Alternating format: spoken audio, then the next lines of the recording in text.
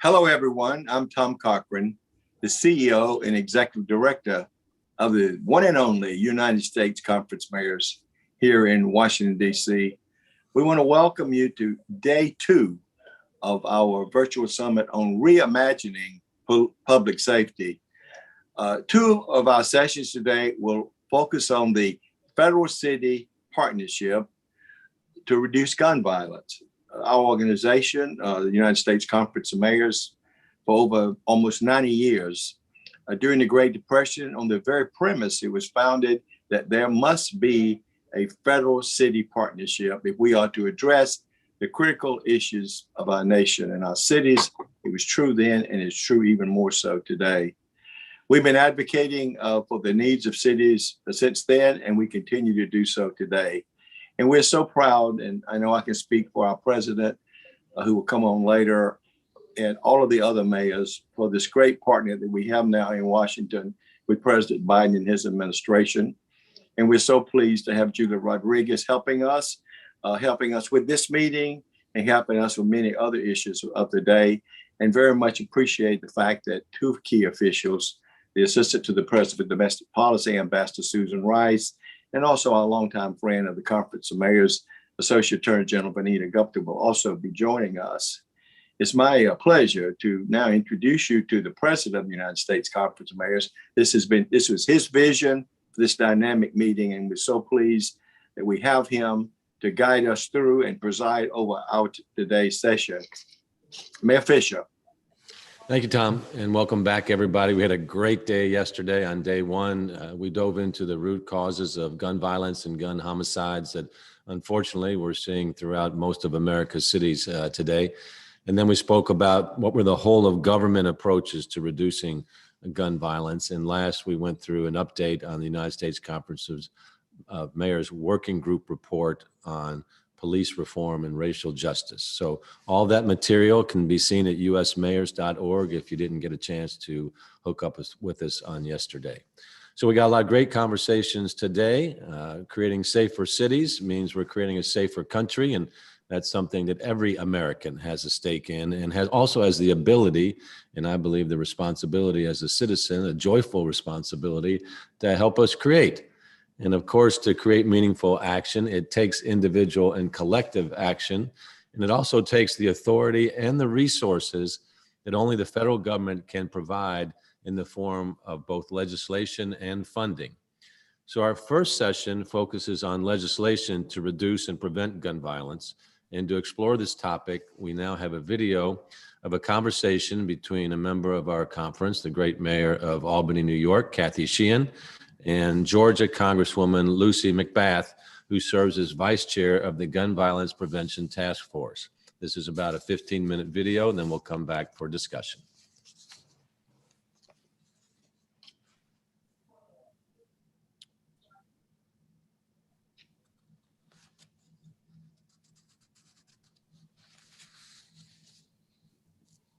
Good afternoon, Congresswoman. Thank you so much for joining us, and we really look forward to hearing from you. You know, on Mother's Day, you issued a video along with 3 other mothers who have lost children to gun violence. And I have to say, it was so moving to hear your powerful voices fighting for gun safety and gun reform. And as a mother and a mayor and as an American, I want to start by saying thank you for all that you are doing to honor Jordan. You know, my son, who's adopted, lost a brother, his biological brother, to gun violence in 2017. And, you know, he and his birth family continue to really have to grapple with the consequences of that. They'll never be the same, and you know that. And one of the things that struck me in the video was that you know, that you talked about this being a uniquely American issue that hasn't stopped. So maybe you could talk a little bit more about your commitment to making it stop and some of the ways that you're pushing to address this sadly uniquely American issue. Well, thank you, Mayor Sheehan. And so I'm really excited to be here with you today, and also the entire United States Conference of Mayors. Thank you for hosting this summit on, reimagining of public safety. I think we've had a lot of time and many experiences to begin to understand right now that, there's a lot more that we're going to need to do to keep our communities safe. And what I'd like to say is, throughout the history of our nation, real change has always come from the bottom up. I say all the time, when we're thinking about how do we keep our communities safe, how do we, put forth these efforts, and what does it look like? It's never always from the top down, with policy from the top down. It's a grassroots movement building, the community organizers, everyday volunteers that are on the ground in their own communities, who have the understanding of what their communities need and those interconnectors and those individuals they need to interact with to get it done. So that's what we're looking at, is a very holistic approach, a very holistic idea of how are we going to keep our communities safe, keeping them safe at the local level. So really integrating people on the ground in their communities is the best way to help find solutions to the biggest challenges that, actually face our nation right now. And that's what we're posed with. I would say that I have been working for some time now. Even before coming to Washington, I had been working as an advocate on the ground for gun safety. And I have to say that, the very pieces of legislation now that I've been able to pass in the House, as a lead sponsor of, waiting to get those pieces of legislation passed, passed by the Senate, these were background checks, federal background checks for all gun sales, closing the Charleston loophole. Gun violence is one of those challenges that we've had, that we've seen exponentially have become far more extreme during, I want to say, during COVID, but, background checks and closing the Charleston loopholes like the gun show loophole. We know those are things that are going to save lives, and these pieces of legislation are the heart of the legislation that will really save the most number of lives. That's why we continue to fight to make sure that we can pass HR 8 and make it into law. It's really about keeping our families from knowing the pain of losing a loved one to gun violence, because I really don't want anyone to be me.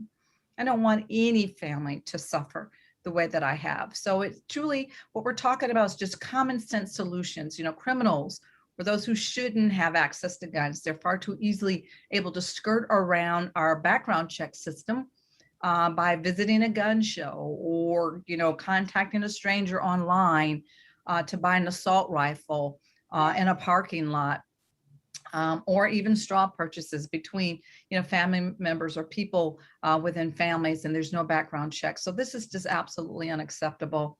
And, passing federal background checks is really a way to, should cover all of our gun sales, just, lock, stock, and barrel. I mean, that it should cover every gun sale that we have in the country. It's time that we close these loopholes. We really have to work towards making our families safe. And, and we know the statistics. Each and every day in this country, we're losing over 100 Americans to violence. And that's not even talking about the hundreds more who are maimed or who are hurt and living with their injuries for the rest of their lives. So these families and these tragedies, these individuals are never, ever going to be the same in their lives ever again after experiencing gun violence. And, we're just a month, we were just a month into the new year, and there were more gun deaths in the United States than our peer countries had experienced in an entire year. That's unacceptable. That's unconscionable here for the United States. We just can't allow these kinds of tragedies to happen again and again and again. So closing these loopholes and, ensuring that everyone who purchases a firearm, has a background check, it will truly make us all safer. It's just about saving lives and making sure that still we're not infringing upon the Second Amendment rights of those that want to bear arms. That's not what this is about. If you are a law-abiding gun owner, gun enthusiast, or hunter, or whatever it is, skeet shooter, you need not worry. You will pass your background check. But we even need those individuals, those law-abiding gun owners, law enforcement, individuals to help us keep guns out of the hands of those who shouldn't have them. And I think, for mayors especially, this is a national issue because there are some states like New York that have closed the loophole, but those guns find their way from other states into our communities. So, maybe you could talk a little bit about President Biden has issued some executive orders and taken action on guns. Why does Congress still need to ask? What are your thoughts about the executive orders that the president has taken?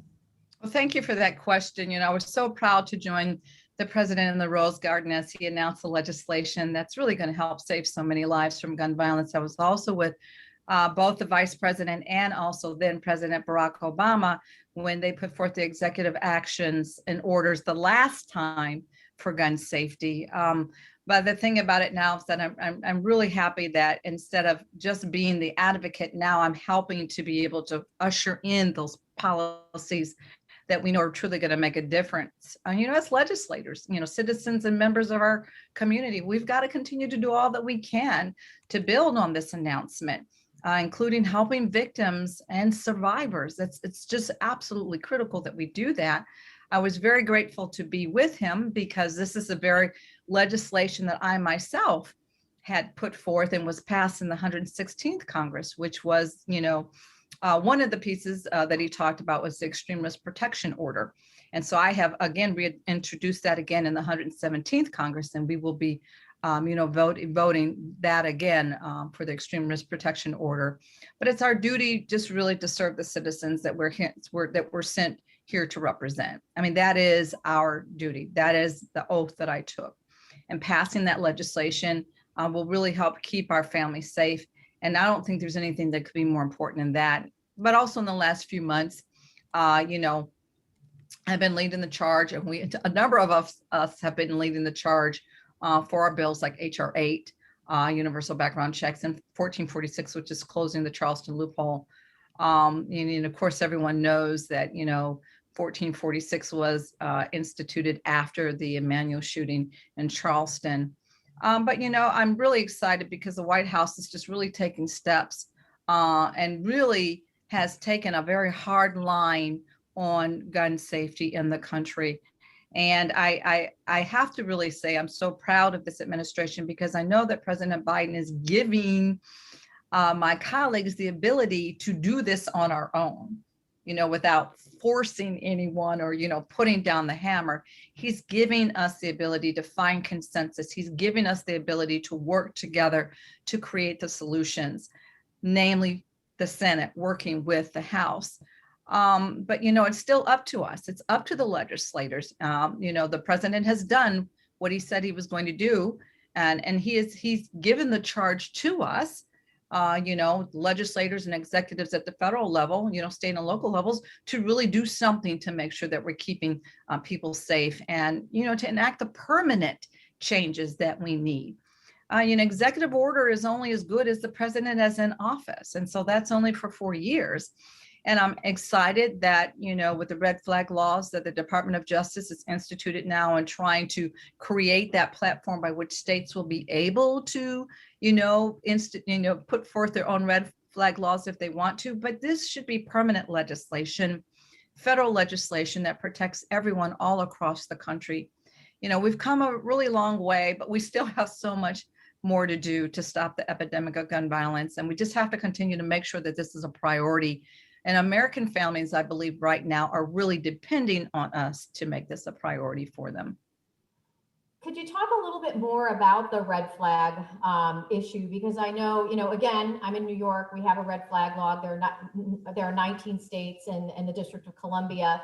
But again, right, sometimes, gun violence and these issues that people have concerns, they cross state lines. So, I could have a family member that I'm really concerned about in another state, and I'm worried that they have a gun. So, maybe where are you getting with your colleagues? I mean, are they receptive to this? What is the experience that you're having in trying to get this passed? We know that the House of Representatives have passed it, but not the Senate. So where are we on that?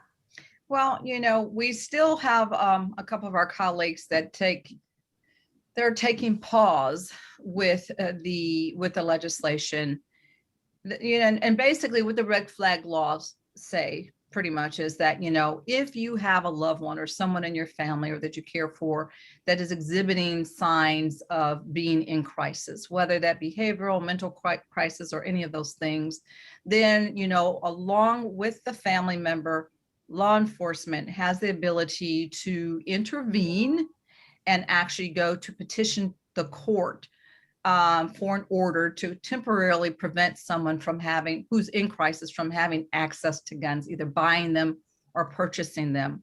And as you said, currently 19 states and DC have enacted red flag laws. But there again, we just have to make sure that those that are not wanting to pass this legislation understand that, this legislation also gives law enforcement an enhanced ability to be able to deal with these crises, at the moment that, other than having to use force in these kinds of tragedies that we see around the country. If we can get to the heart of the matter with an individual that is experiencing crisis and have those guns taken away from them for however long it's ascertained that they are considered a threat to themselves or someone in the community, then we're preventing a tragedy. I also asked too, though, in this red flag legislation, though, is that, before the guns are given back to an individual after they have been deemed safe again, safe behaviors again, they'll have to pass another background check, because you just don't know within that interim period of time that they've not had a firearm, or, those firearms have been taken from them, restricted from them. You just don't know what else they may have done if they've, if there's been any more criminal behavior. So just also checking to make sure that we're, adding an additional bit of safety, another safety measure in there as well. So it's just, I've introduced this legislation that would just really give all Americans in the country the ability to be able to utilize this tool. But I've heard over and over again, and especially from the families that, have suffered these tragedies with our children in schools, Parkland, what they've said over and over again is that, we knew our loved one was in crisis. We knew our loved one was having problems. We knew our loved one was exhibiting signs of being violent or confused, and they had access to guns. And we went to law enforcement, and law enforcement would say to us over and over again, we can't help you. We don't have the means to be able to do that, the tools to be able to do that. So this gives people a solid way to protect their loved ones, to protect their community, and to keep everybody safe. And so, we've got to find ways to intervene to prevent the kind of tragedies that we see over and over and over again in what is now becoming really devastating public health crisis here in the United States. Well, we really appreciate your efforts and want to be supportive and, want to do all that we can as mayors to give voice from our communities to the work that you're doing in Washington.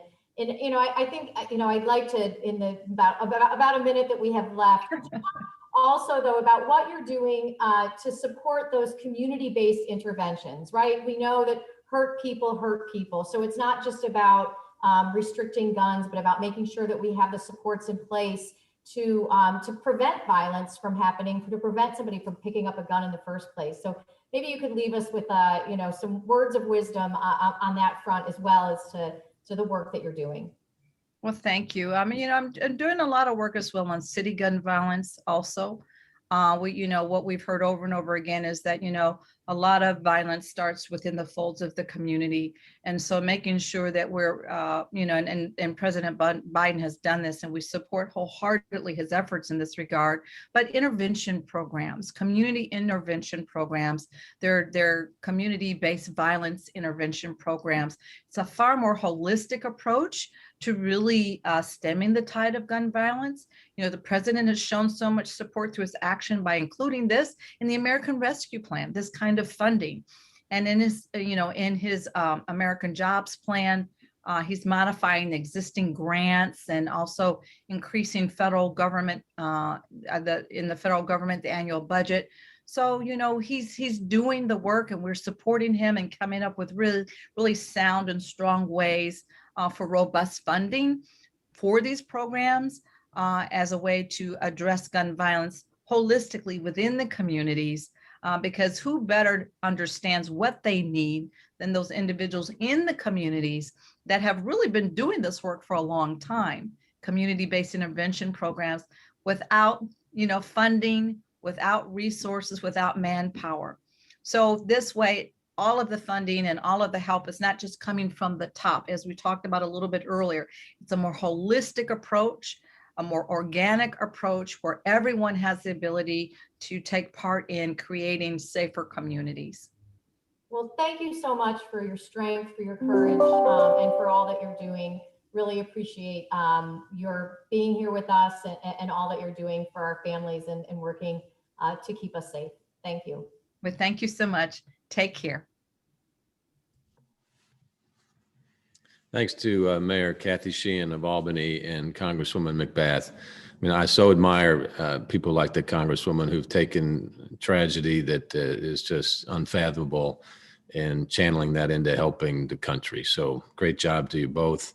I know so many mayors deal with this on almost a daily basis of seeing the tragedy that's taken place in our cities and unfathomable despair in the families of our city as well. So we know there are legislative solutions out there.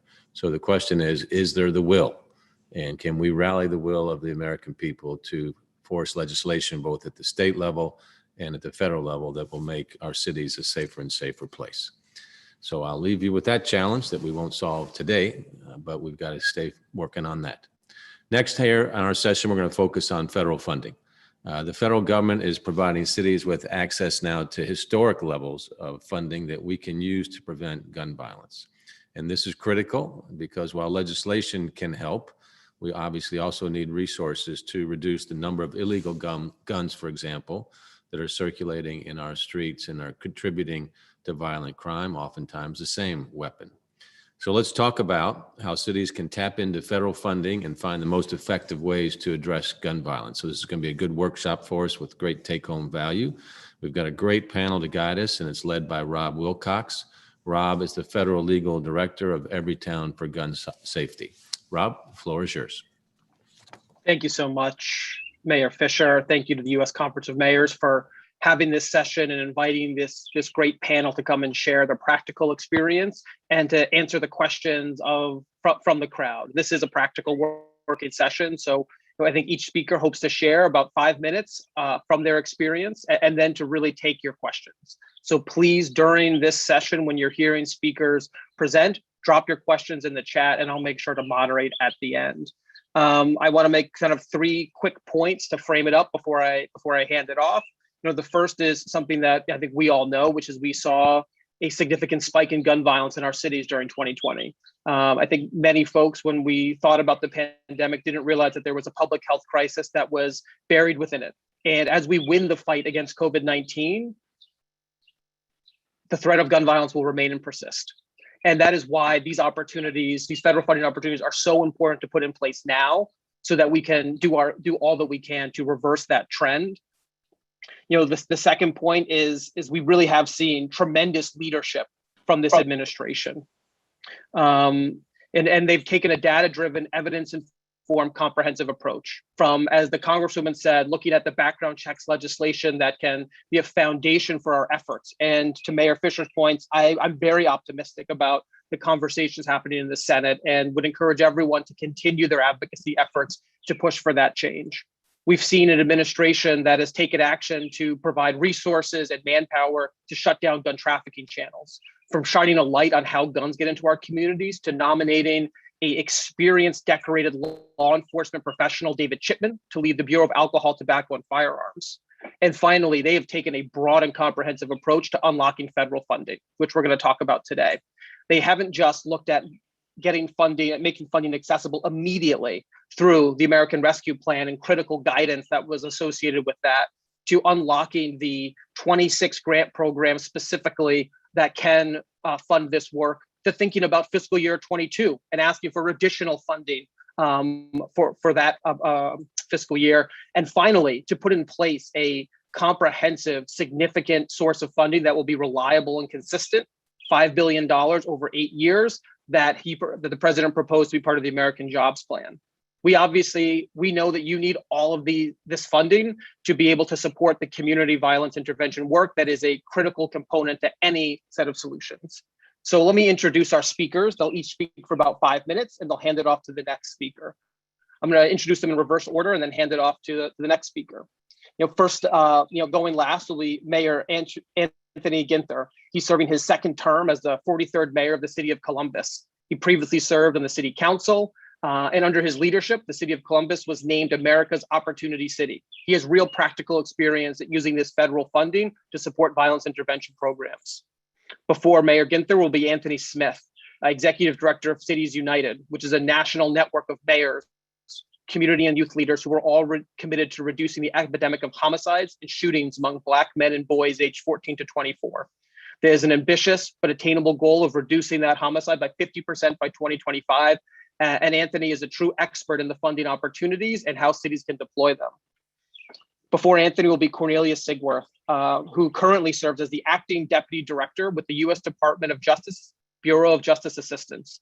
In that capacity, Ms. Sigworth directs BJA's law enforcement, justice, and mental health work, including partnership with local, state, and national policymakers. She has a deep understanding of the federal grant programs that are available under BJA that can be made available for community violence intervention. And next, the first speaker will be Melissa Paquette, Council on Everytown's Community Safety Initiatives team, who works with local, state, and federal policymakers, providing technical assistance to understand funding opportunities and how to support community-based violence intervention programs. They'll each share their experience, and please, I ask, put comments and questions in the chat so we can have a really good, engaging discussion and provide technical assistance for your questions. Melissa, over to you.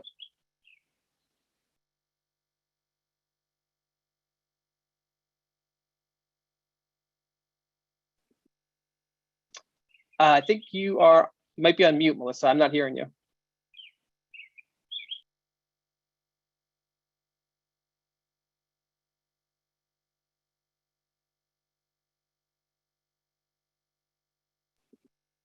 Why don't we kick it to Anthony while Melissa maybe changes her headphones or deals with what we know are the ever-present Zoom issues that we know will be done soon because we are going back to work and we're going back soon. So Anthony, let me kick it to you.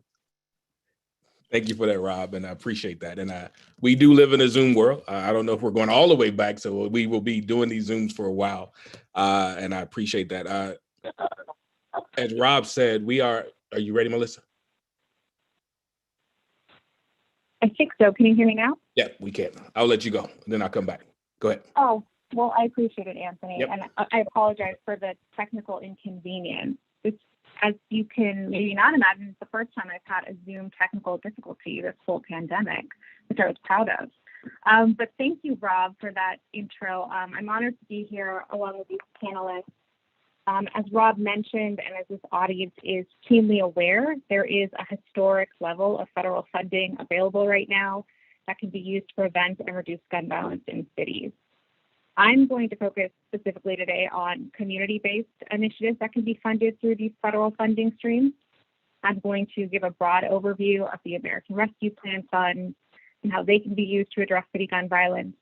And then I'll give a brief overview of President Biden's April 2021 executive actions that directed existing federal fund programs to go to community-based violence intervention programs. So American Rescue Plan funds, we all know this law was signed in March, and it sets aside $350 billion in COVID relief funds for states, local governments, tribal governments, and territories. This is intentionally very flexible funding that should be used by cities and states to respond to the negative impacts of COVID-19. Rob mentioned that cities have been experiencing historic surges in gun violence, and American Rescue Plan funds can and should be used to address gun violence and to support communities, specifically the Black and Brown communities who over the last year or so have been disproportionately impacted by COVID-19, but have for decades been disproportionately impacted by community gun violence.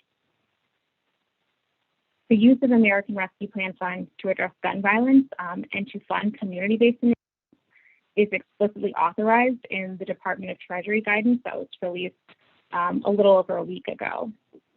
So that guidance specifically says that American Rescue Plans can be used to address disparities in public health outcomes, including by funding evidence-based community violence intervention programs to prevent violence and to mitigate the increase in violence during the pandemic. That guidance also goes on to specify that funds should be used to support those programs in disproportionately impacted communities.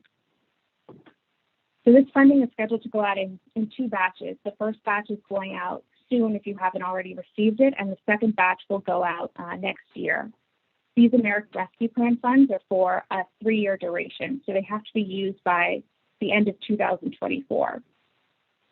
This is a historic amount of funding, and it presents cities with an unprecedented opportunity to invest in comprehensive violence prevention strategies and to really reimagine their approach to gun violence to include community-based initiatives and to really incorporate the voice of community members and those impacted by gun violence.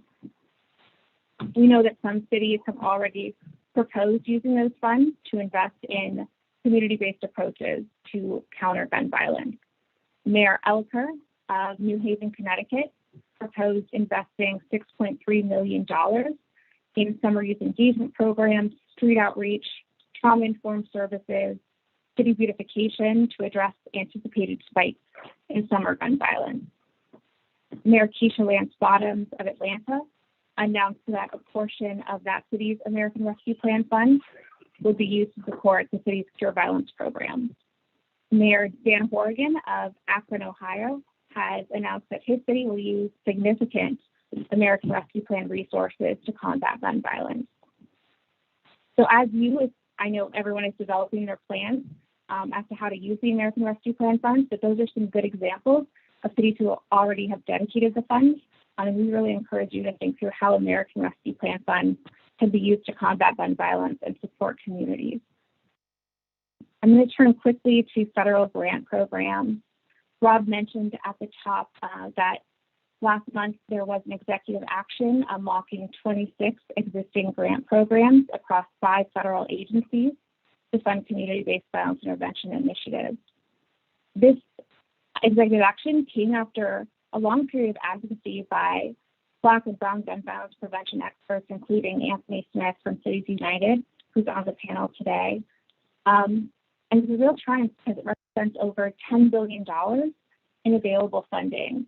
Among the agencies that these grant programs are through, Department of Justice, Department of Health and Human Services, Department of Housing and Urban Development, Department of Education, and Department of Labor.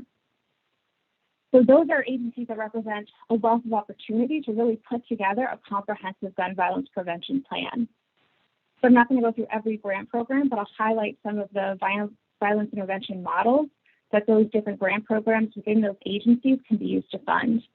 They include hospital-based violence intervention programs, street outreach programs, group violence intervention programs, mental health services, reentry services, mentorship opportunities, employment readiness and skills training, affordable housing, crime prevention through environmental design, that city beautification effort, youth engagement programs, case management, and just overall trauma-informed wraparound services.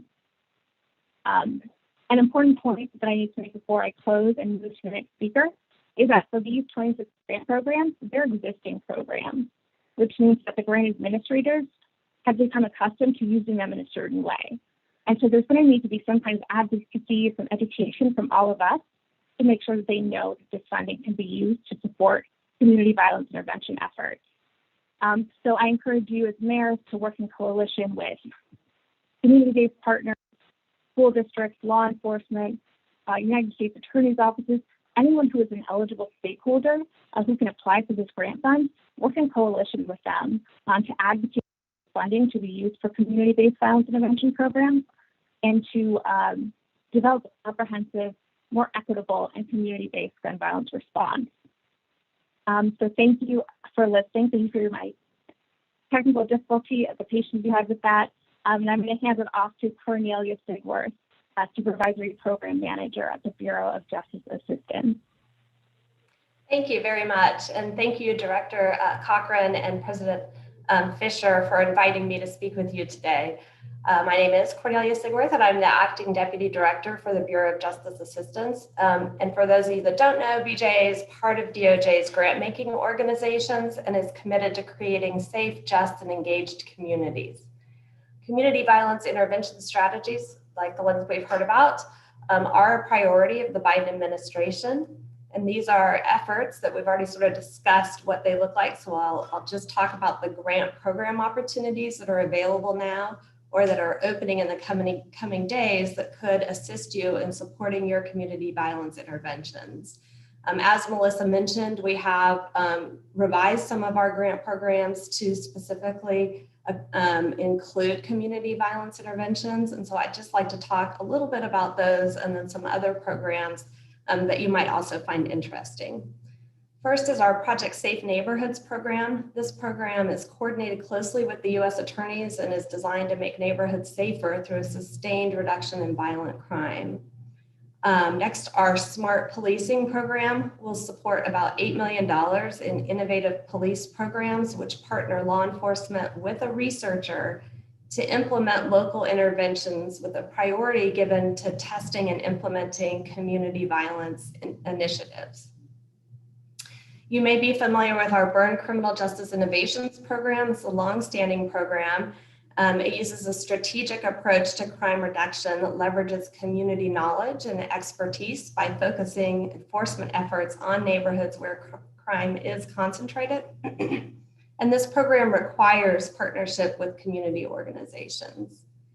This year, BJA will place a special emphasis on CVI in our Edward Byrne Memorial Justice Assistance Grant Program, better known as JAG. I'm sure you're familiar with this. It's a $484 million formula grant program, and it's the leading federal source of criminal justice funding to states, territories, local governments, and tribes. I'm super excited to let you know that we just released a brand new grant program specifically aimed at combating violent crime in rural jurisdictions. So for those of you that are near rural jurisdictions or have rural entities, it's an awesome new program.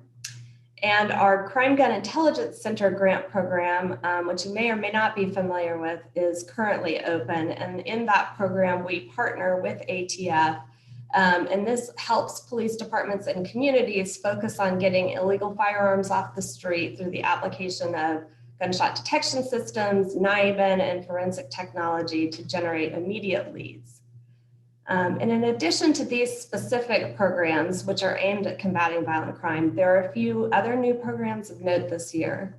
One is our new Connect and Protect Law Enforcement Behavioral Health Response Program, which supports innovative police behavioral health response efforts and allows other police resources to be dedicated to combating violent crime. Our collaborative crisis response training program is also brand new. This is going to provide funding to departments to implement multidisciplinary crisis response training, making both officers and the community that they serve safer. And in addition to our grant programs, BJA has numerous resources which provide no-cost consulting, subject matter expertise, technical assistance to all criminal justice entities. And I just want to mention a few of them. We have many, many more than this, but for this audience, we do have a dedicated violence reduction response center through our National Training and Technical Assistance Center, which can provide assistance to any jurisdiction free of charge. It's very easy. You just go on our website and make a request. And then lastly, the last thing I wanted to mention, and really from the mayor's perspective, is perhaps one of the most important of BJA's public our safety programs is our Public Safety Partnership Program. And this program is not a grant program. It's rather a very intensive capacity building effort within the selected jurisdictions. PSP serves as a DOJ-wide initiative that enables cities experiencing high rates of violent crime to partner with DOJ and to receive intensive, coordinated training and technical assistance from DOJ to support and enhance public safety and community violence intervention strategies that are developed at the local level. This is an extremely intensive 3-year engagement. The sites get about $700,000 worth of technical assistance. It's aimed at building the capacity of the participating jurisdictions through numerous no-cost assessments, expert consultants, law enforcement coaches, and peer-to-peer exchanges across the country. And very happy to say the application process to participate in this program is very simple because it's not a grant program. There's no direct funding associated with it. And this application is open, but it closes June 7th. So if you're interested in that, please be on the lookout. And I know this was a lot to cover in a very short amount of time, so I will forward a flyer that outlines these efforts so that you'll have something in hand. And thank you, and I'll turn it over to Anthony Smith. Thank you so much, Cornelia. I'm just jumping in because I think Anthony seems to have dropped off. So I'm going to turn it over to Mayor Andrew Ginther to talk about the work he's doing in Columbus when it comes to violence intervention. Good afternoon, and thank you so much, Rob, President Fischer, Dr. Cochran. Good to see all of you, and appreciate all the great information. Be remiss if I didn't acknowledge, I missed her conversation earlier, but the great Mayor of Albany, Kathy Sheehan, and great to be with you all today and share a little bit about things we've been working on here in Columbus, because we've been seeing a surge in youth violence that I know Mayor Fischer in Louisville, not just our big cities around the country, but our mid-sized cities during this pandemic, and what we're trying to do to build on the investment we made with CARES dollars as we contemplate investments in our young people with the rescue plan. You know, the uptick that we've seen has really both impacted young people as victims and as assailants. And we know we're not the only one that's seen a spike in crime. And we know the cause of this is directly connected to the pandemic. But COVID didn't create the disparities in our community, but it was an accelerant. And so we're really focused now on how do we build on the investments we've made with CARES dollars. We funded a number of programs geared toward our youth. We expanded existing programming, worked to develop new programming, and funded community partners that our youth know and trust at the neighborhood level. Before our kids could return to in-person education in their schools, we opened learning extension centers and partners with our Ys and our Boys and Girls Clubs, our libraries in there. We knew that these extension centers were a safe place for our kids to get online, to learn and have adult interaction around their education and schooling, and have that support, encouragement, and enrichment. We also supported grassroots organizations with micro intervention grants as a violence prevention strategy for young people and their families. The beginning of 2021, I spent several weeks in having small virtual discussions with small groups of community members, faith leaders, high school students, and law enforcement. And from those conversations came investments in new initiatives and expansions of existing programmings to fight the continued violence. And as soon as we learned we would be receiving funding through the American Rescue Plan, I asked my team to really focus in on youth programming with a large portion of our ARP funding this summer. Our young people have been struggling during this pandemic. So many families have been left dealing with unemployment, housing, and food insecurity, access to virtual classrooms. Our recreation centers for many were safe havens, had restricted access during the pandemic, and so many more. So making an unprecedented investment in our youth is one component of a comprehensive plan to reduce gun violence in our community. We're partnering with our suburban neighbors and acting as a region, working with local juvenile judges to find diversion programs that work for our young people and keep our neighborhoods safe. We believe one of the best ways to address this is to make sure that all youth have opportunities that so many of them have gone without over the last year and a half.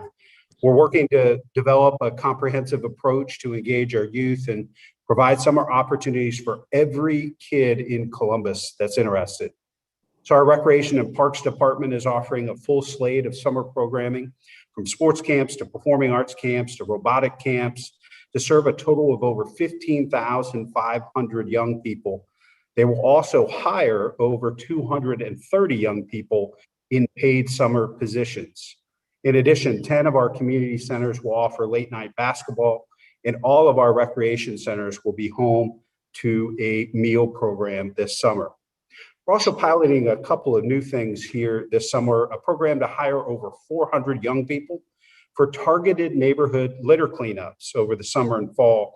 So these young people will report 5 days a week to a local YMCA or recreation center, where they'll spend half of their time leading cleanups in their neighborhoods, with the remainder of their time dedicated to training. Participants will also receive lunch every day. In addition to everything we are hosting at the city, we're also working with a number of our partner agencies, including our local workforce development board, to expand their summer youth employment plans. We're also entering into an unprecedented partnership with our school district, the Columbus City Schools. Every child that's enrolled in summer school during the morning will have access to programming and activities offered by our recreation and parks teams at those schools in the afternoons. So our young people will have those incredible exposure to academic enrichment, but also physical activity and youth programming with caring, loving adults in the afternoons this summer. We know there's no amount of programming we can offer that will immediately erase all gun violence across our community, particularly facing the proliferation of illegal guns we're seeing in our cities across the country. But I believe these programs will play a critical role in conjunction with other public safety efforts as we reimagine public safety and neighborhood safety here in Columbus in helping to turn the tide. Great to be with you all today, and thanks for letting me share a few words about what we're working on here in Columbus. And I think I will kick it back to either Mr. Smith or Mr. Wilcox. Yep. Thank you, Mayor, for your leadership, your work, and your presentation. Now that we have Anthony back, let's kick it to him. We've been answering questions in the chat, and I think looking at the time, once Anthony goes, we'll probably close it out. Thank you, Robert. And sorry about I don't know what happened to my internet. I'm gonna blame it on Melissa. I got worse than she did today. But again, thank you all for this. Cities United is grateful to be a partner with U.S. Conference of Mayors and every town as we have this important conversation around reimagining. I want to really appreciate Mayor Ginther for his comprehensive approach and using the resources today to really interrupt the cycle of violence and not just thinking about the immediacy of it, but also thinking a little bit upstream around those kids who might get caught up in the cycle of violence as we move forward. As I talked yesterday, again, from Cities United standpoint, we are asking mayors consistently to create comprehensive public safety strategies that really look at the root causes of community violence and really address them in partnership with community. So we have an opportunity to do a lot of that right now. And I really do appreciate, again, the mayors and their innovation around this work as well, but also relying on those proven models that you heard Melissa talk about that we know that truly work.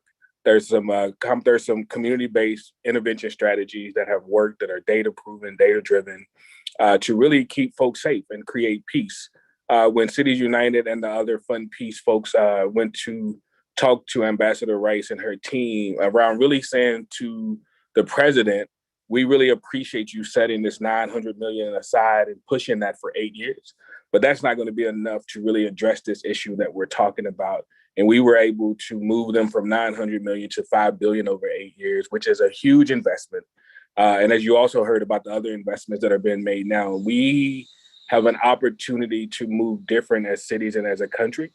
And mayors have been asking for these resources for years, and now they're here.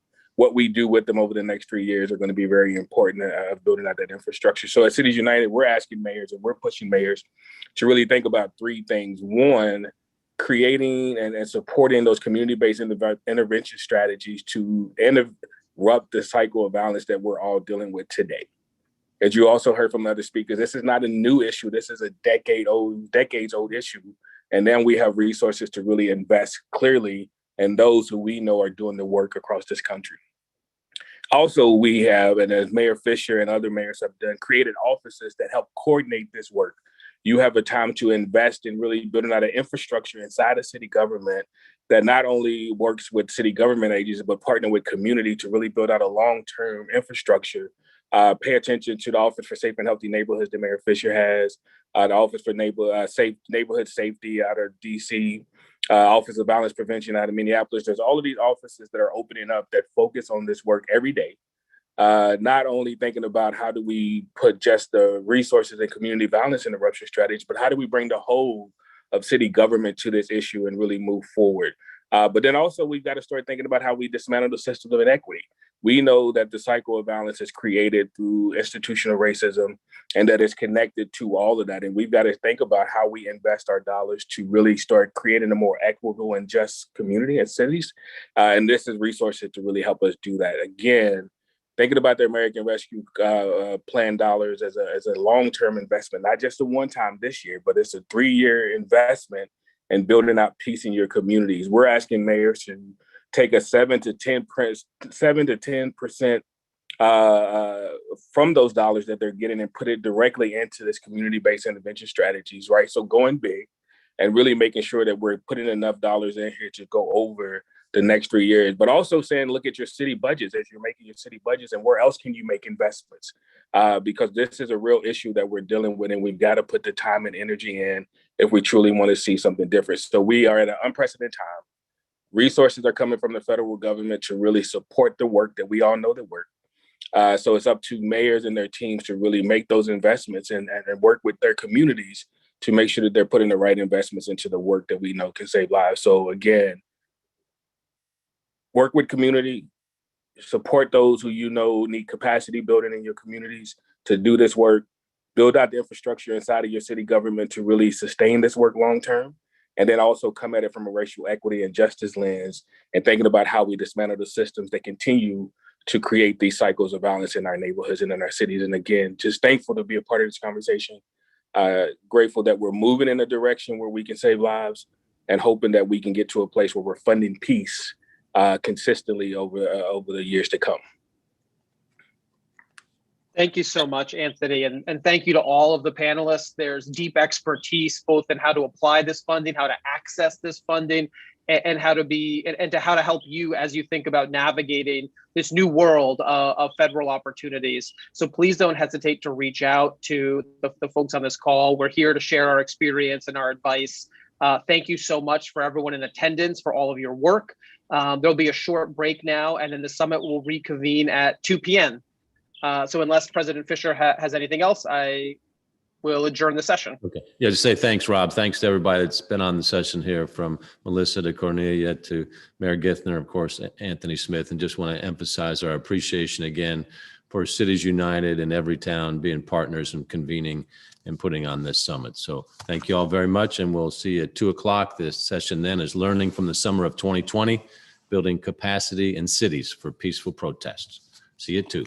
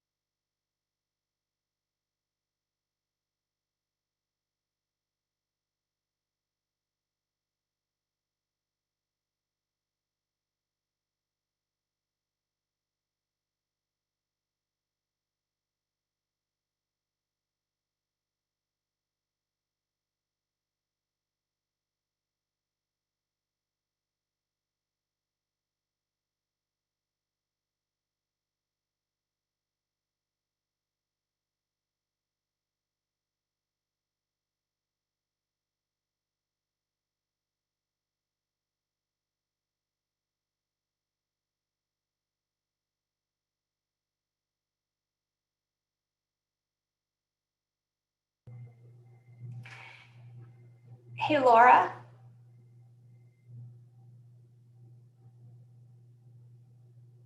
Can you hear me, Laura?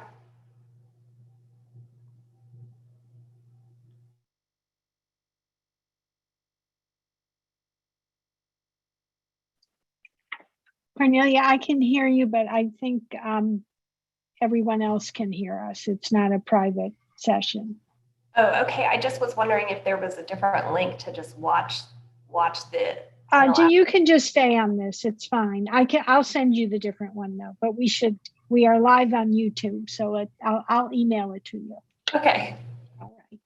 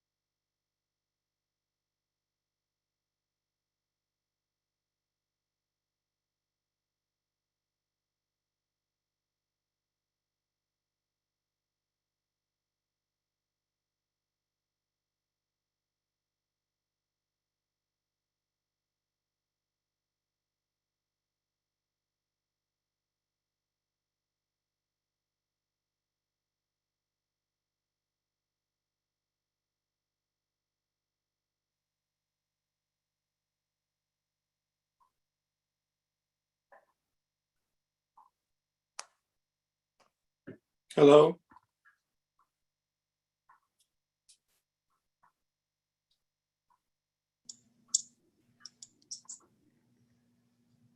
Hey, Reverend Mike, how are you, sir? I'm well. How are you, sir? I'm good. I'm good. So you got the link okay? Yes, I did receive the link, and thanks for your help. My pleasure. Nice to meet you in person, or in face, I should say, in face. And Yes, sir. hello, Chuck and Pastor Mike. And we're live on YouTube right now, and we'll be starting here in a second.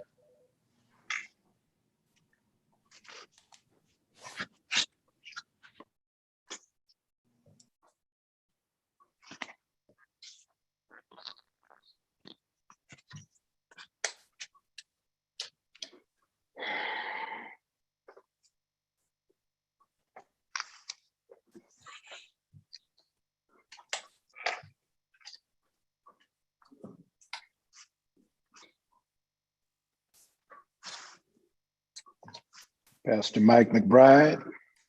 Yes. Yeri. Hey, what's up, bro? Not much, man. How you doing? Man, I'm living this life to live again, brother. You'll appreciate that.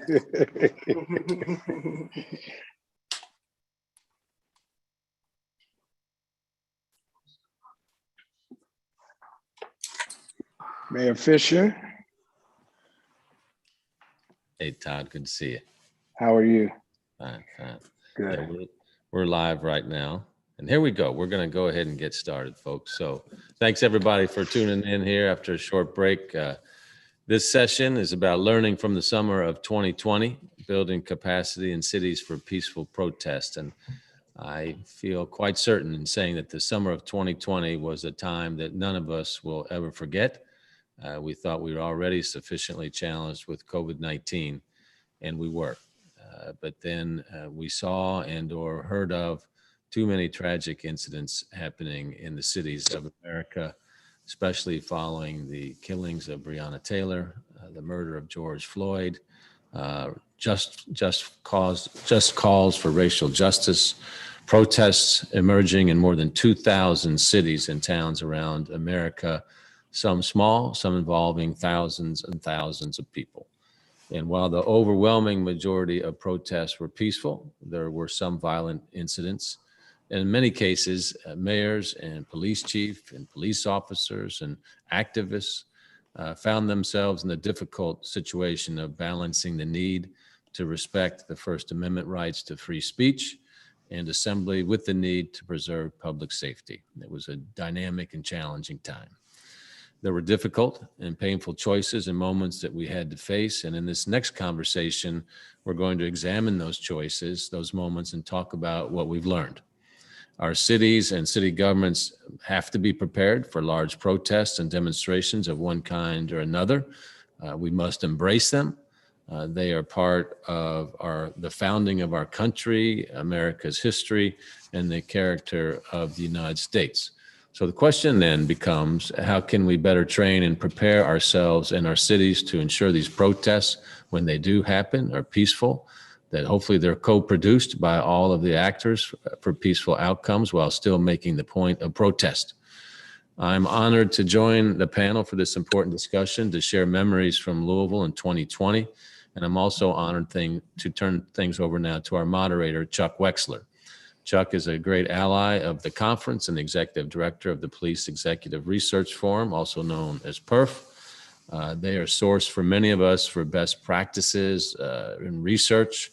We've also worked with Chuck and his team, many of the mayors of America have, in searching for the best people to lead our police departments in this era when we're focusing on reimagining public safety.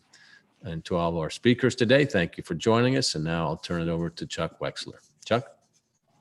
Thanks, Mayor, and thanks for your leadership. By the way, I saw your police chief on NBC News last night. She did a great job. So congratulations to you, Mayor. And so this panel is an interesting approach because as Mayor Fischer said, we had a challenging summer last summer. And as we look to this summer, real question is, what are some of the lessons that we learned from last summer? And so the U.S. Conference of Mayors has put together a panel of people who approach it from different perspectives. But the one key element that everybody on this panel has is how the community gets engaged in this topic. Too often this topic is about, from the policing standpoint, it can be about tactics, it can be about planning, it can be about training. And I think what we've learned is the community plays a key role. So what I'd like to do is start the conversation by introducing everybody, if I can. And I'd like to introduce first Reverend Dr. Sheridan Todd Yeary. And Dr. Yeary, I heard about you from Mike Harrison, who is the Baltimore Police Commissioner. And he said about you, he said, this man is like a 9 lives. One day he's a minister, one day he's head of the Rainbow Push Coalition, he's got a law degree, he's got a PhD. I mean, if they put initials by your name, you'd have a long name. But he said you played a key role in the whole Freddie Gray situation and the demonstrations and so forth. And last summer, Baltimore stood out as a city. They had demonstrations, but they didn't really turn violent. And he said you played a role in that. Am I exaggerating this, or tell me your side of the story? Well, Chuck, good to be with you. We actually met, I believe, in Chicago at a convening right after the Freddie Gray incident. We were dealing with the pattern and practice investigation. At that time, Michael Harrison was still chief in New Orleans, superintendent there. And Kevin Davis, who was our police commissioner at the time, had asked me to come, and we were at that round table. Let me kind of set this context in two scenarios. One is the spontaneity of pain. The other is the anticipation, rather, of public dissent. So what happened after Freddie Gray's funeral on that Monday, when things began to kind of unravel quickly, many of my colleagues and I who had been at the funeral that morning actually went back to the church where Freddie's funeral was held. And we were wrestling with what should we do, because we were seeing the fires break out. There was a great deal of pain, lots of conflict. And so we felt the need to do something. The question was, what would we do? The decision that was made, and I appreciate Commissioner Harrison's kindness and giving me a lot of credit, it was me and a whole bunch of my colleagues. We decided the best place for us to be was in the street. And so we linked up arm in arm to just show a sign of solidarity that we as members of the clergy were here in this very painful time. And it was very interesting because if you know North Avenue and Penn North, it slightly goes uphill as you go west. We were starting to turn east, looking over a bit of a rise. And the police line had formed several blocks down. So imagine the police line sees this group marching toward them, not really clear of what was going on. And as we got a few blocks down North Avenue from the church, we saw the police line begin to form up and start coming in our direction. And so we had to figure out in that moment, how do we give an indication that we are not there to create conflict, but to really help calm the situation. And so we knelt and we prayed in the middle of the street. There are many pictures from that day where you see many of my colleagues. Bishop Walter Thomas was amongst those who were leading at that time. I think Pastor Jamal Bryant was in that mix.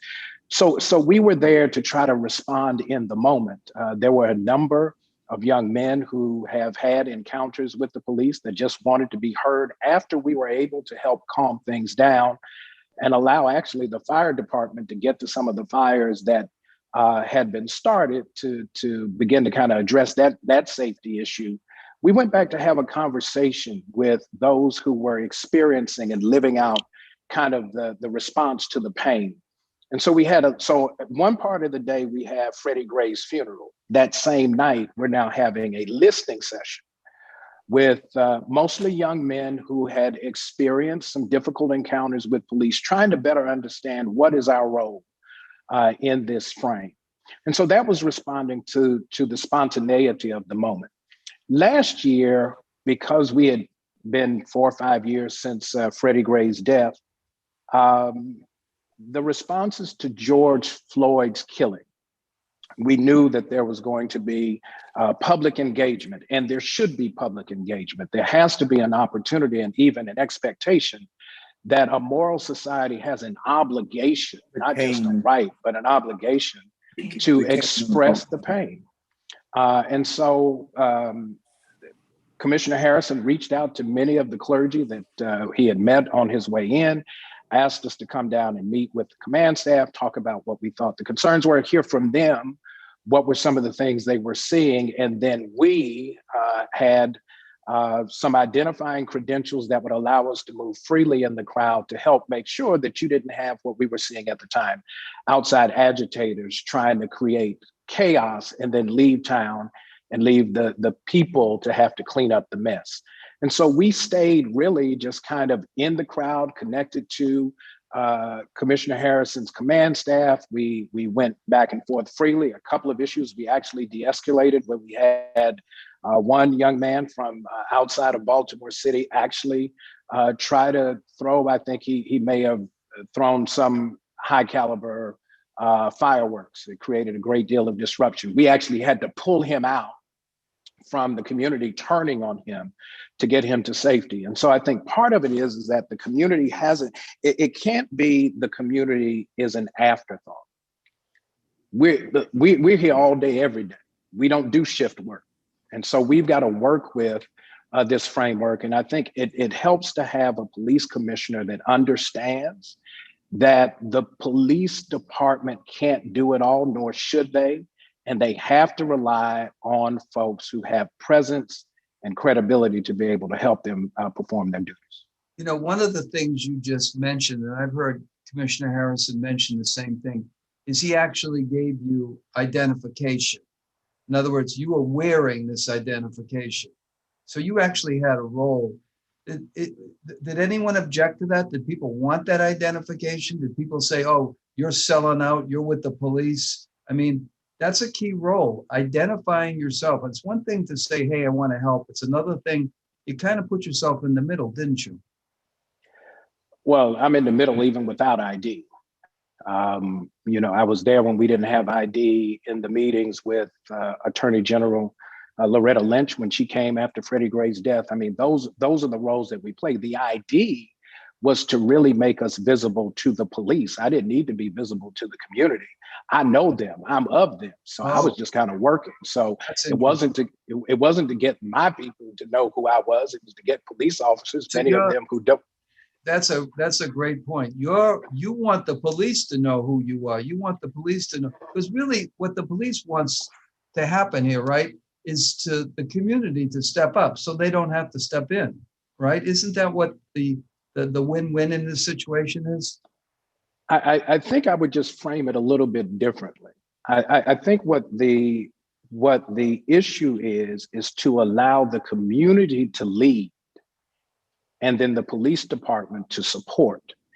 Many times we expect that the police department takes the lead and then the community supports. No, public safety starts with the community. It starts with community leaders who have relationships and can then help facilitate the kinds of conversations that lead to healthy engagement between police and community. So I would change the priority. And that's why Commissioner Harrison and our colleagues have been able to work so carefully, because he has taken the model of protect and serve and flipped it.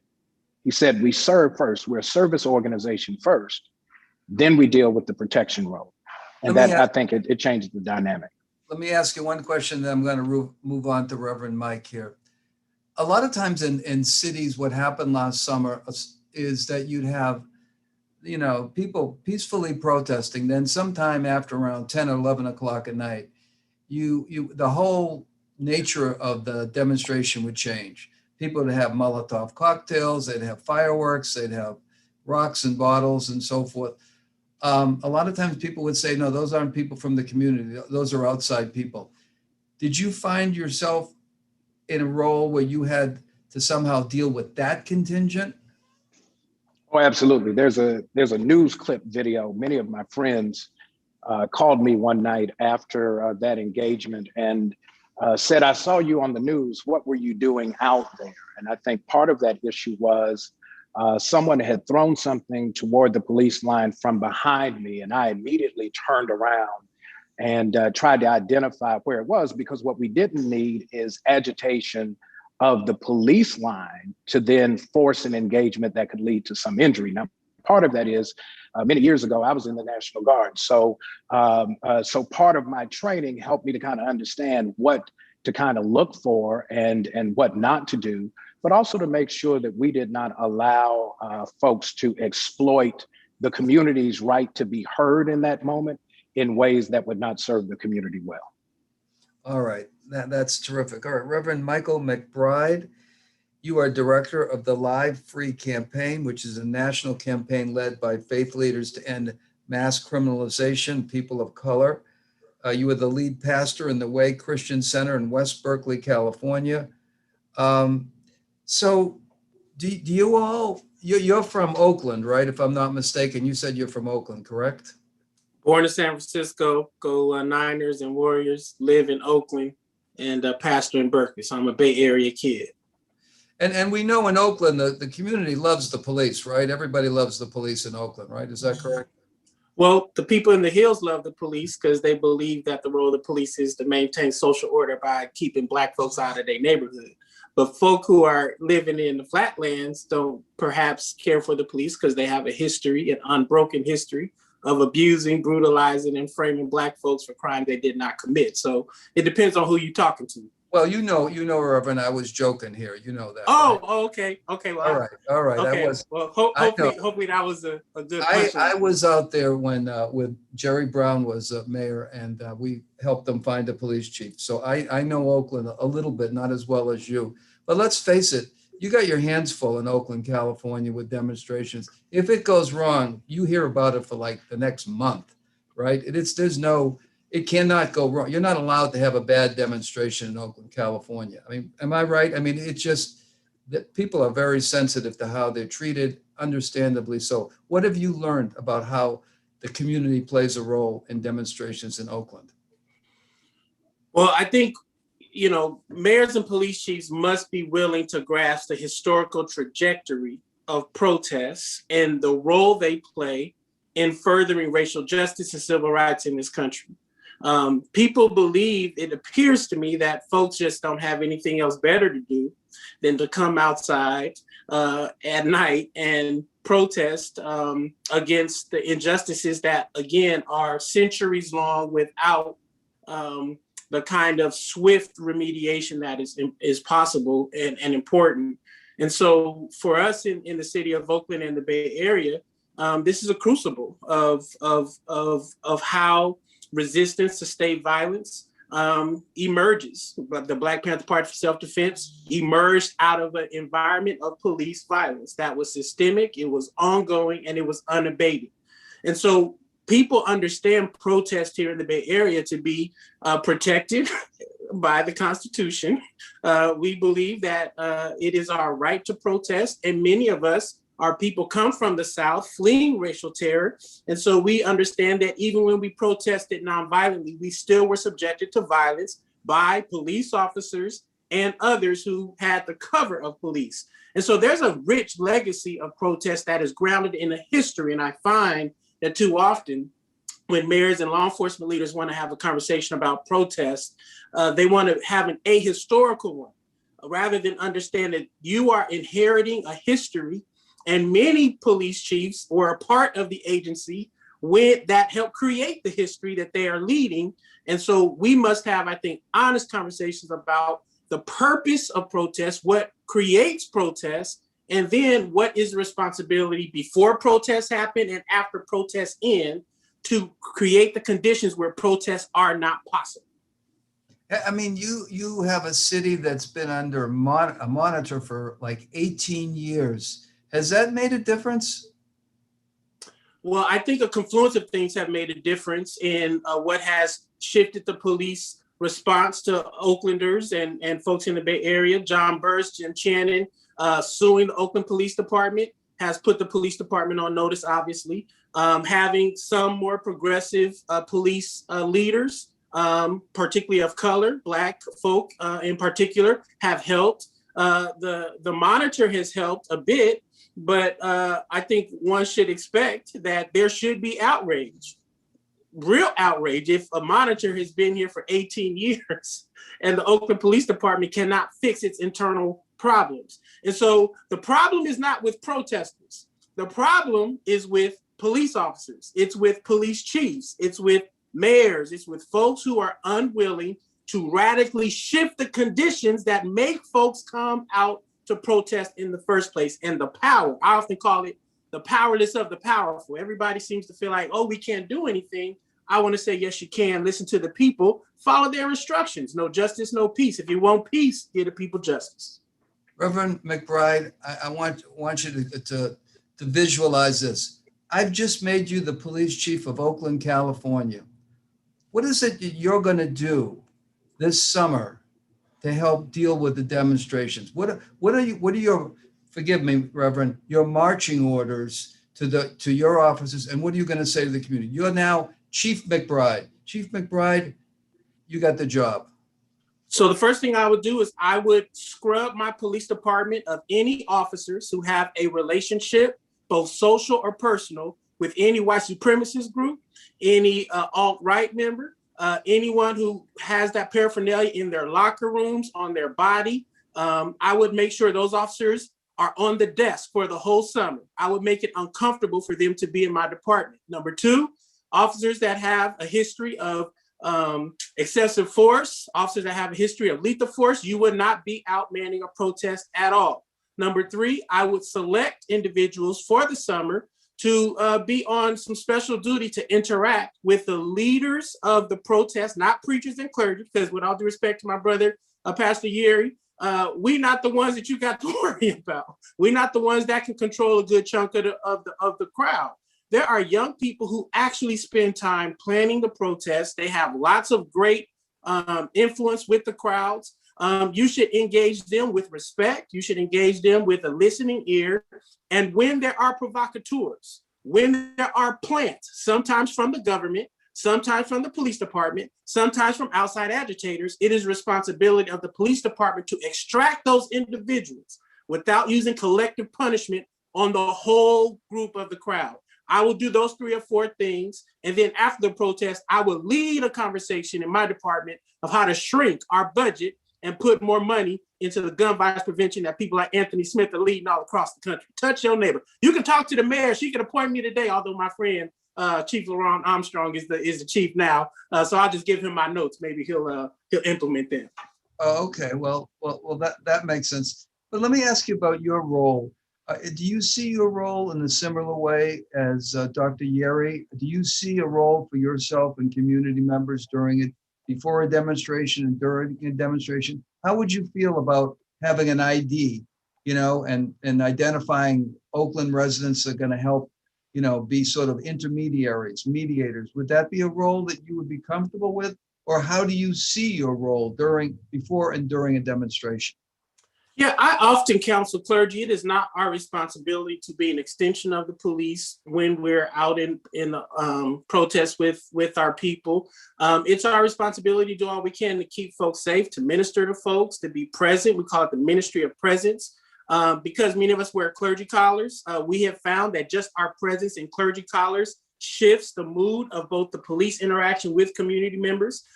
We do not get in the way of protesters when they are engaging in their rage. We try to be present with them because we believe God is present in the rage of the oppressed.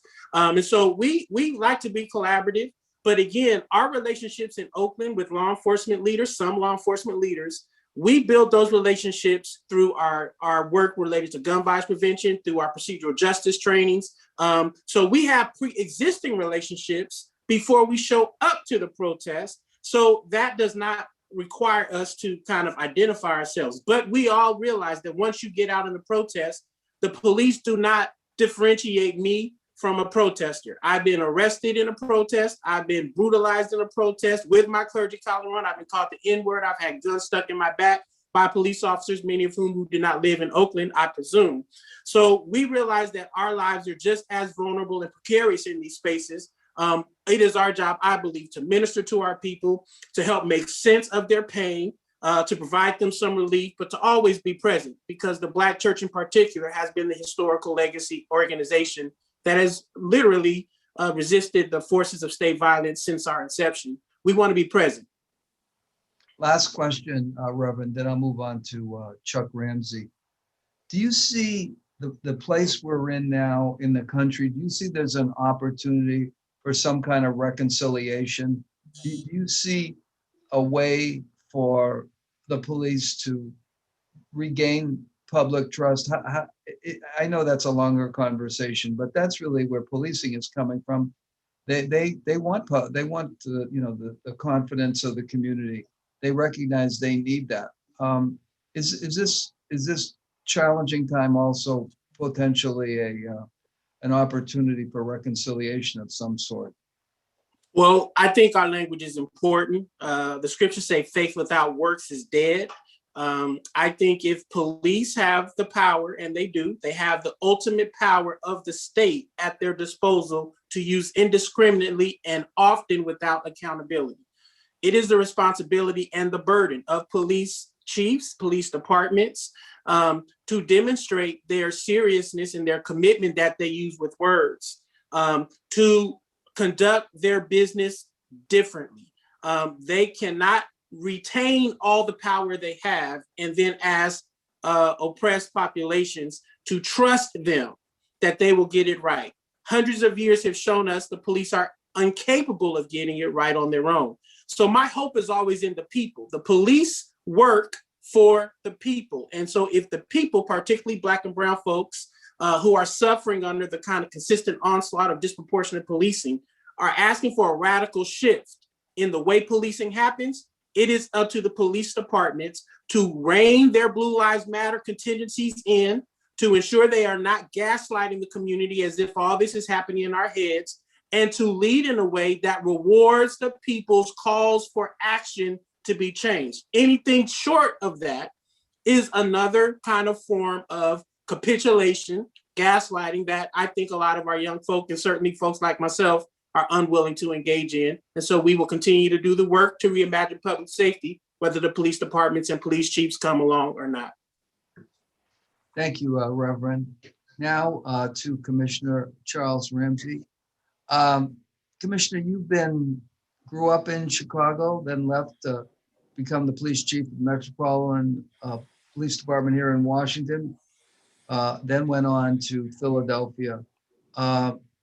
You've seen a lot in your life. What are some of let's talk about your role during a demonstration. I've seen you out and about, walking among the protesters, talking to them, almost like you're putting someone else in charge that day while you're walking with the demonstrators. How do you see your role as a chief, and what have you learned over the years about, when you're trying to de-escalate a large crowd? Well, first of all, it's good to be here with everyone this afternoon. And you're right. I mean, I've got a lot of experience. I was just thinking as the discussion was going on, as a young police officer, I was on the front lines during Vietnam War protests. That's how far back I go. And now, of course, through the years, you wind up running agencies and dealing with it from a totally different perspective. Something that Reverend Urey said, and I think he was absolutely right.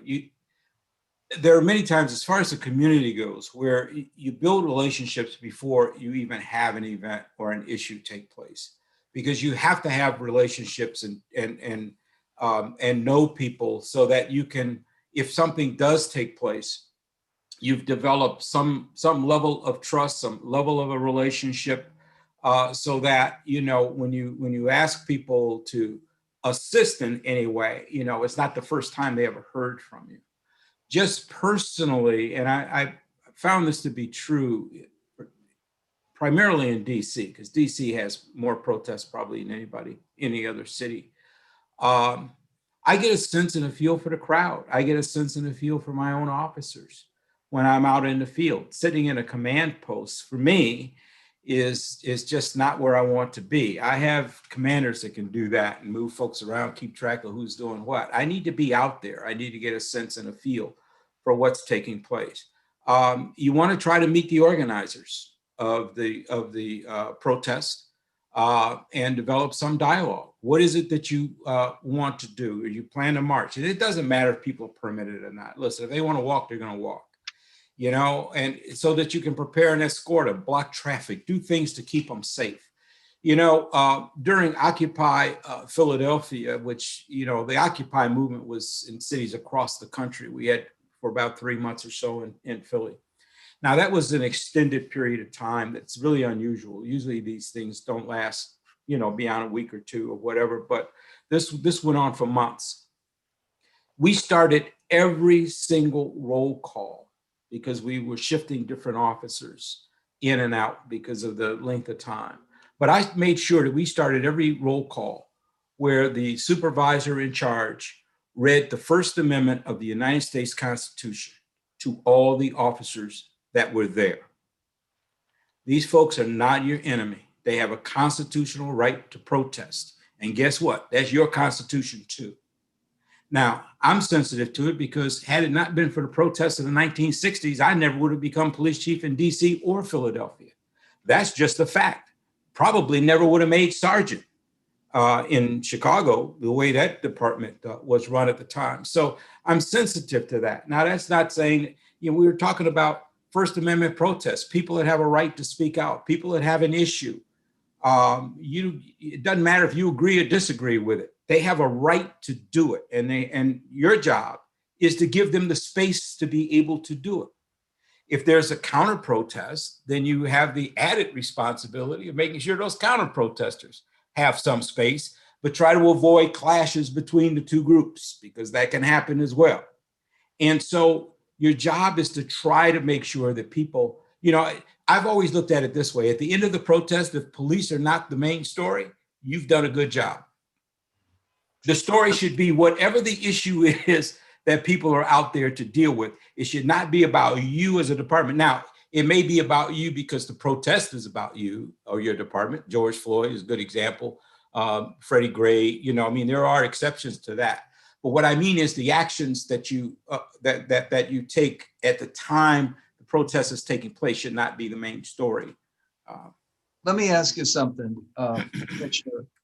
You've had a long and storied career, but would you say that last summer was appreciably different in the nature of what happened after peaceful demonstrations? And honestly, the American police simply were not prepared for the kind of animosity and really, violence that occurred. And sometimes the police response was fine and sometimes it wasn't. You know what I'm saying? I mean, last summer was different in every city. Well, it was different primarily because the main focus, and this is since Ferguson, the main focus of the protest was police. And so you're not there, at a protest and maybe it's about abortion rights, or maybe it's about, some other type of issue, war in Iraq or Afghanistan or what have you. This is about policing.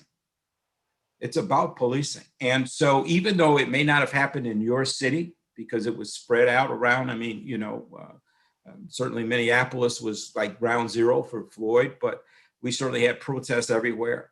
But it's not unusual. For some reason, in many instances, you do get a small group of agitators that can attach themselves to the larger group. And usually at night is when you start to see that kind of activity take place.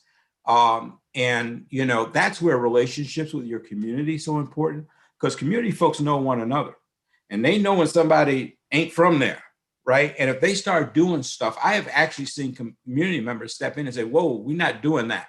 Because what it does is it takes attention away from the issue. Because when you look at the nightly news, the only thing the media is going to want to show is going to be the fire. They want to show somebody looting. They want to show somebody doing something else. They're not going to really focus on the issue at hand the way it should. So it detracts from the legitimacy of the reason why people are out in the streets to begin with. And so if you develop those kinds of relationships, and I believe it was Pastor Mcbride that said, you extract the individuals that are really causing the problems if it's possible, but it's like surgically removing an individual. It's not a mass arrest. It's getting the one person who did throw the Molotov cocktail or did do whatever. And sometimes you can, sometimes you can't. But if you have relationships with community members, they can actually assist and help in that regard. But it's unfortunate that you do have a small group, and it is a small group, that attach themselves to the larger group, and they're the ones that cause the havoc. And 9 times out of 10, they are not from the city that they're doing it in. They are from somewhere else. They are not from that city. I'm gonna call on Mayor Fischer, but when I do, I'm going to encourage the people who are watching this, if they do have a question, to use the chat function. I'm paying attention to it, so I'm going to call on Mayor Fischer. I don't know how much time we'll have for questions, but we'll do our best. Mayor Fischer, you lived this last year. We all know and really respected your leadership. Some of the decisions, Mayor, that you had to make involve things like whether to have a curfew, whether or not the National Guard should come in. These are not questions, when you took the job, you were a 3-time mayor back, you started in 2010. I suspect what you know now and what you knew in 2010 are very different. I bet you never thought you're going to have to make a decision whether to invite the National Guard in or whether to have curfews. But you've learned about that. What are some of the lessons you've learned about, say, for example, if you do have to unfortunately bring the National Guard in, what is the role that they should have in situations like this? Yeah, well, thanks, Chuck. Hey, before I start, I want to publicly thank Todd Yeary here on the call. Right after we started seeing our demonstrations in the city, I got a phone call out of the blue from this gentleman, Todd Yeary, representing himself with the Rainbow Push Coalition, and saying they had a history of understanding what would take place in communities like ours that have been rocked by the tragic killing of Breonna Taylor, and whether or not we were open to learning from what had happened in other cities. And we invited Dr. Yeary into our city, and he became an indispensable partner over a multi-month period. We called him our guardian angel, who helped us really kind of understand all of the perspectives that were taking place in the midst of months and months of protest, thousands and thousands of people. And Todd, I know I've thanked you privately, but for a city to have a resource like this, because let's face it, most cities don't go through a George Floyd murder or a Breonna Taylor tragedy. And so mayors are not trained for that. And mayors are seen as a commander in chief of their city, but what kind of training do you have for incidents like what took place in the year 2020? So Todd, thank you for all of your help and guiding our city through it, because it was very difficult. We managed our way through it, but it was very difficult. Now, I think what people have got to remember, number one, especially the police, is that to remember that the activity of protest is much bigger issue. It gets back to what Pastor Mike spoke about, is people are in the streets because they're sick and tired of being sick and tired about racial injustice. And so there might be a specific incident that sparks it, but don't get lost in that specific incident versus the bigger picture of what protest is all about and what people are demanding for in the streets. Which means that before protest starts, do you, as the mayor, and especially at the police department and the police chief, do you know the players? Do you know why they're in the street? Do you know their families? Do you know their motivations? So that you can converse on how to make sure that the purpose of protest is honored and respected. And part of that is disruption. But at the end of the day, we all go home safe. And so I think the next point is then define what winning looks like. Too often it's like the media in particular, portrays that, and Todd spoke about that earlier. It's like there's a line of police, there's a line across the street, a conflict is in the making. This is going to make great TV. Well, hold on a second here. Is that really what's taking place? Or are we going to have a collaborative conversation about a bigger end? So it's not about one side beating the other side, or my ego is bigger than your ego, so I'm going to shut you down. It's about First Amendment, peaceful assembly, hearing what people have to say, and then adjusting accordingly. You can have different types of protests. In our city, we had months and months of protest. Okay, that is very different than having 3 days of protest over a long weekend. Because the fatigue that sets in for everybody is immense. The protesters are tired, the police are tired, the mayor's office is tired, the media is tired. So you really got to differentiate and recalibrate when you have long protests going on, which really leads you to making sure that your police department really understands the importance of de-escalation. What police officers are wearing, what police material and assets not to be seen, how you address people. De-escalation should be in every interaction that you possibly can be, because a successful night is when everybody goes home bored. Okay, points have been made. We've been patient. Don't mistake patience for weakness in situations like this, so that everybody can say we are better off as a city because of this protest, whether it's one day or 1 year. It's like a fine marinating stew. It just gets better and better because people are being heard, they're being respected. All parts of the community understand the injustice that's taken place, and they're working forward to a more just city. And the protests play a very valuable role in making that happen. Do you think, Mayor, that as you look to this summer, do you see any changes that you'll make based upon what you learned last summer? When you have the months and months of protests that we have, you see changes throughout the timeline of the protest movement. I mean, this was obviously the biggest amount of protests we've had in America since the civil rights era, the Vietnam era. So I saw both in our police department and police departments around the country, they learned how to navigate the protest police interaction, community interaction in a much more skilled way. Maybe not in Portland. That was kind of different protest subset with more anarchy as opposed to racial justice protests that took place. So I saw much higher skill levels with de-escalation, much higher skill levels of communication, especially with police departments and my police department understanding the importance of those protester to protester relationships, both within the group and between the police department as well. So everybody could come together and say, here's what our objectives are. Let's figure out how we can achieve them together. So I pray that the country does not have the violence that happened last year, the unique sets of violence, but I pray that there's enough progress that can be seen by people that are thinking about protests, that they say, well, we're going to be involved in productivity and not protest, because ultimately that's what this is all about. And Todd Yeary would say that constantly when he was talking with the protesters. He didn't just talk to us in the police department. He's with the protest group as well. Let's take this energy from the street and let's change our society for a better outcome. So that's certainly where we hope our protest is, you know, we're protesting the status quo. We're protesting anywhere we see institutionalized racism, and we're removing that. We're protesting where we're deploying more funds into reimagining public safety. That's the kind of protest I hope for. Dr. Yeary, it sounds like your role really was significant in Baltimore and Mayor Fischer said in Louisville. Have you thought about how you might take what you're doing nationally? Because I think if every city, if every police chief, every mayor had some segment of the community, and I think this is important, that was willing to be identified as having a role, that could be a real force multiplier for American police chiefs. Is that something you've thought about or talked with other clergy?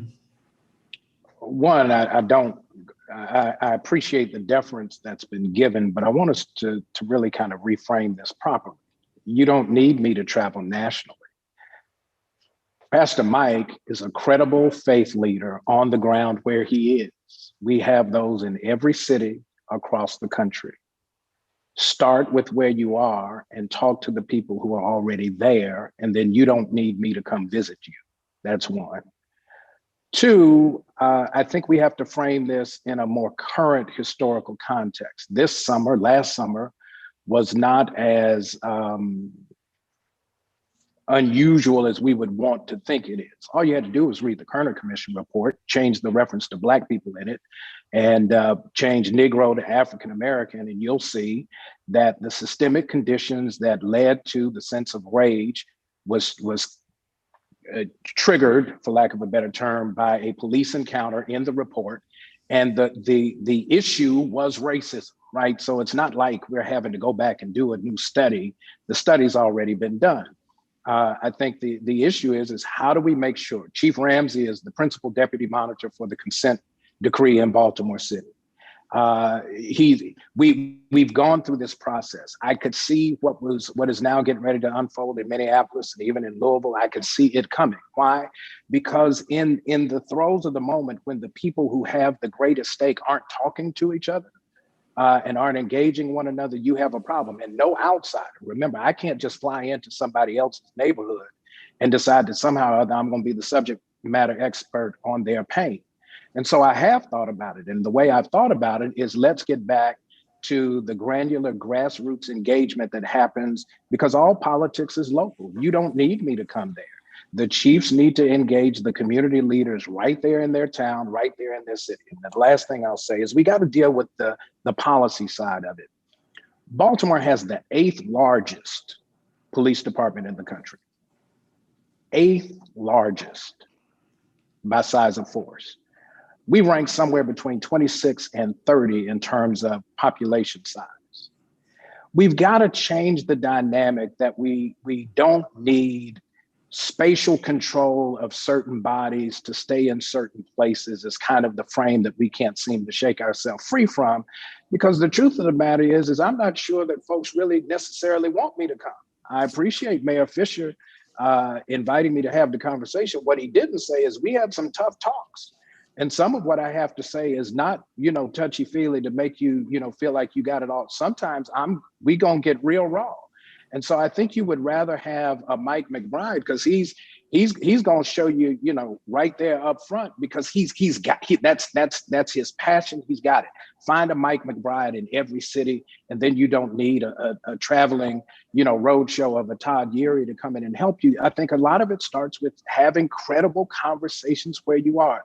Freddie Gray was not the issue in Baltimore City.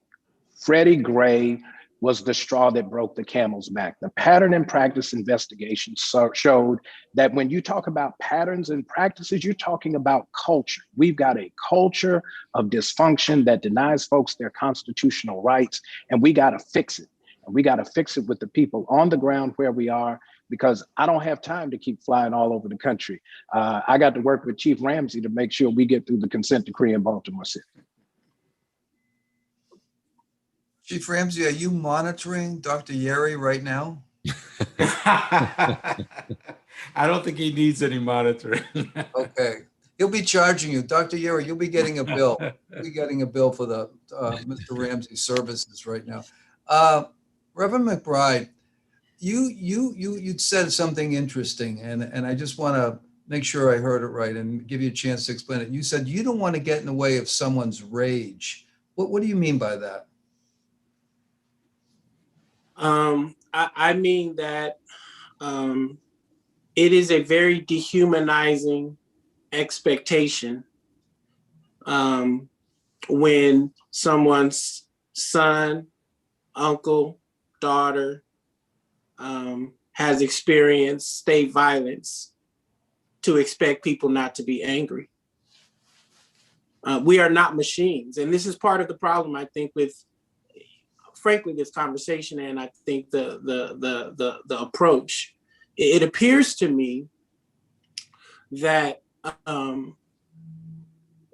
King says, if peace means the continued subjugation of people, the thriving of injustice, I don't want that peace. It appears to me that too many law enforcement leaders are more interested in Black folks being quiet about injustice rather than law enforcement leaders purging their departments of the actors that actually disproportionately cause the violence. I know law enforcement officers and leaders who have never had to pull a gun in the city of Oakland, in the city of Philadelphia, in the city of Detroit. I sat in meetings with them. They patrol the same neighborhoods as their counterparts, but it appears to me that folks want to keep bad cops in departments, and when they engage in unconstitutional policing or dehumanizing behavior, you want us to be silent and quiet about it, and y'all cover for them. It's offensive. It's deeply unsettling. And so when I see a young man who's likely been racially profiled during his life, who's likely had his genitals grabbed in the course of a traffic stop like mine, who's had a gun to the back of his head and been called an N-word in the course of an arrest, never been arrested or perhaps has been arrested. And I see them raging and crying and upset because this latest injustice has flooded back to their memory the unaccountable behavior that they see the cop in the protest, man in the protest, has done to them. And I expect them not to be angry. You're asking him not to be human. You're asking him to be a machine. And for too long, the history of this country, we've asked Black folks to only show up with one part of ourselves. And so I believe rage is righteous. God has rage.